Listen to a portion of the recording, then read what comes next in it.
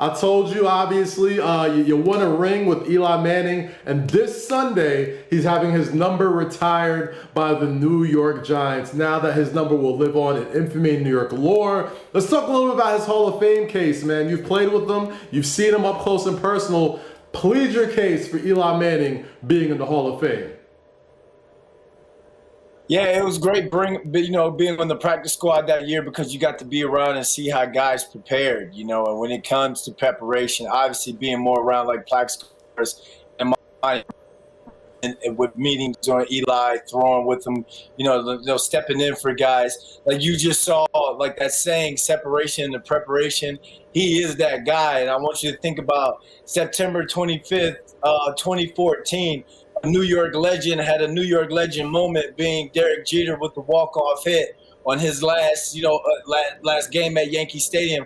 Just think about this Eli magic that's going to happen 7 years and 1 day later, 9/26/21, when he gets inducted in the Giants Ring of Honor. That's going to be, with the team being 0-2, playing the 0-2 Falcons, it's set up for him to have some sort of another New York legacy moment. And speaking of New York legacy moments, we'll talk about the incumbent quarterback that has essentially taken over for Eli Manning and has had those Eli comparisons since the day he was drafted in Daniel Jones. I mean, not only do they play a little similar, but those comparisons are not just on and off the field. So talk to me about how those careers have sort of paralleled each other as Daniel Jones goes into his third week of the season. I think that's the biggest problem when it comes to sports. Everyone's always trying to pit someone up against someone else's. This guy's career has to be like this guy's career. Every athlete is different in their own way. Obviously, when it comes to being drafted as the franchise quarterback for the New York Football Giants, there comes a sort of pressure, and you're playing behind a legacy. But you look at some of the moments Daniel Jones has had. Obviously, people want the turnovers gone, but you look at some of his highlights that he's made and some of the highlights that he's had overshadowed because he's played well in some games and the Giants still found a way to lose that game somehow, some way, in a way. So, when it comes to Daniel Jones, it comes hand in hand. But at the end of the day, we need to stop trying to compare him and his legacy to Eli because it's two different players trying to write their own stories. I ain't gonna lie, I think a lot of New Yorkers are very lazy with the comparisons. They look at them, they're tall, sort of slight-footed white guys, and like, yeah, it's just like Eli Manning. It's like, no, they're definitely two completely different players. But let's talk about a couple more parallels, all right? The New York Giants are also 0-2 this year. They started 0-2 when they won the Super Bowl in 2007, a team that you were on the practice squad. Obviously, the New York Giants, even when they win Super Bowl or they have Super Bowl seasons, they aren't exactly lighting the world on fire, right? So talk to me about that 0-2 team, this 0-2 team, and sort of the things that you like from them so far. Well, in 2007, that core had been around for a long time. Tom Coughlin had been around for a long time. So Joe Judge has only been, this is his second year as head coach of the Giants. So when it comes to that two different teams, it's a long football season. And for the Giants to kind of still be in it, like it's always, even when it feels like the Giants have let you down so much and you just, your heart's ripped out, they're still in it somehow, some way when it comes to what point of the season they're at. So you're just, when you look at this football team, you just hope to see some sort of growth and you see them hope to get over some sort of hump because it seems like they're cursed at times. Yeah, and not only that, I mean, it's still the NFC East. Nobody's running away with that division, right? And on top of that, there were some great things that I saw. I think Daniel Jones played exceptionally well. That offensive line, which has had its struggles, held up, and they rushed for a lot of yards. So I think there's going to be some growing pains there. And speaking of growing pains, Kenny Golladay, big money wide receiver, just signed for the New York Giants. Made a lot of headlines this week when they saw that, I guess we'll call it an outburst for Jason Garrett, and being somebody who has been in a lot of wide receiver rooms and probably been around receivers that have thought what Kenny Galladay has thought in his past, saying, "Hey, just get me the ball. I'm trying to make plays." What does those kind of clashes with the offensive coordinators do for a wide receiver room, especially for somebody who is the big money wide receiver like Kenny Galladay? Well, it shouldn't be new to anyone. We've seen this before. So now we're 0-2. There's a storyline that can be out. Let's be honest. A lot of New York Giants fans aren't in love with Jason Garrett. Now they see the big money receiver that's here. He's not a big personality in the sense of some of the former New York Giants wide receiver we've had. But he's a guy that, yeah, he needs to get the ball, those 50-50 balls. He needs multiple opportunities at those type of opportunities or those type of catches, because that's his forte. You know, he's not going to catch it and ride out for 60, 70 yards, be a yak guy, but he wants those down the field targets. So, I mean, when you're 0-2 and the people some of the press want to get the dumpster fire going early, obviously you're going to jump on a moment like that, but I don't see that kind of playing out throughout the entire season. He'll get his opportunity. All right, let's piggyback on that a little bit, Brandon, because I think when I was watching the game, right, a lot of people thought he was yelling at Daniel Jones, which we've seen him many times with wide receivers yelling at quarterbacks, and, you know, sort of that's just never a good look. But for some reason, you know, him yelling at Jason Garrett didn't warrant the same sort of backlash. Do you think Jason Garrett might be getting, you know, probably starting to become the scapegoat for the anemic offense that the Giants have had in the past couple of weeks? Well, I mean, regardless of who he yelled at, it's the why is he yelling? This guy wants the ball, you know, in that sense. So it's just whether it's who's got to throw it to me or who's got to dial it up to make sure that my name, I don't care what the coverage is, I want the opportunities to show what you all brought me here.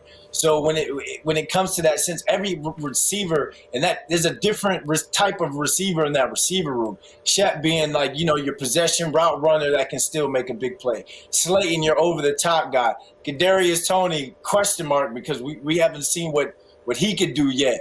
But again, it's a long season, and each one of these guys are going to get an opportunity to make plays. I'm glad you called Kadarius Toney, because that was going to be my next subject. He was a big-time player out of college, but he's been absolutely quiet this season, made a little bit of noise on social media, tried to clean it up a little bit. I mean, you know, Kenny Galladay is not the only upset wide receiver over here. There's a question mark about Toney. What do you see him possibly contributing to this team as the season goes on? Well, again, just, you know, a young guy who's going to learn right away that the New York media is going to, the eyes are going to be on you, completely on you. And when he does the interviews with the ESPNs, or he does the interviews with, when it comes like the beat writer media, you know, he's kind of like, he's like on the Bill Belichick approach, where he says he don't want to give too much or whatever. But deep down inside, the kid's got personality. The kid's a cool kid. And he's here to New York the ball. And I mean, he's here to make plays, so you can see him get frustrated because he wants in on that action. But at the same time, people can try and jump on that because, again, it's 0-2. Let's jump on it early. Let's just jump on them. Let's just jump on everybody. But all it takes for him to make a couple plays, and you know, he's going to be everyone's best friend again. So for him, it's just, you know, keeping his chill, keeping his cool, and just waiting for that opportunity, because at the end of the day, it's going to come. You're going to get a chance to get the ball in your hands and show people why you were drafted here. First of all. It's funny. The only thing you need to do to satisfy wide receivers and make them happy is just give them the ball, and you probably wouldn't have a lot of these questions. Give me the ball. A New York wide receiver once said, "Just give me the damn ball." Let's talk about. Let me show you why I do what I do and does what I does. That's facts. That's facts. But let's talk about probably a reason why some of the wide receivers have been a little upset. You know, David Gettleman has talked about these hog mollies. He's been going hard about making sure that offensive line is humming and clicking and making sure Saquon Barkley could run and Daniel Jones has time. And there's been moments where they've looked good and moments that they haven't looked so good this year. Talk to me about that and talk about a little of the struggles that this O-line has had so far. Well, you know, part of it is that continuity in that sense. When you're talking about training camp and you're talking about some of the better offensive lines in the NFL, they've had continuity in their lineup when it comes to their starting offensive line. The Giants are testing guys out at center, moving them and having different combinations, and sometimes that continuous like lineup and guys communicating and being able to play with each other each time, and especially having success with a certain lineup, that hasn't been there with this offensive line just yet. But at the end of the day, you still are seeing moments where Daniel Jones is having time to throw the ball and make on-rhythm throws, not only in mediocre routes, but you're seeing on some deeper routes and all, you know, throwing some deep routes to Slayton as well. So they are holding up in some moments.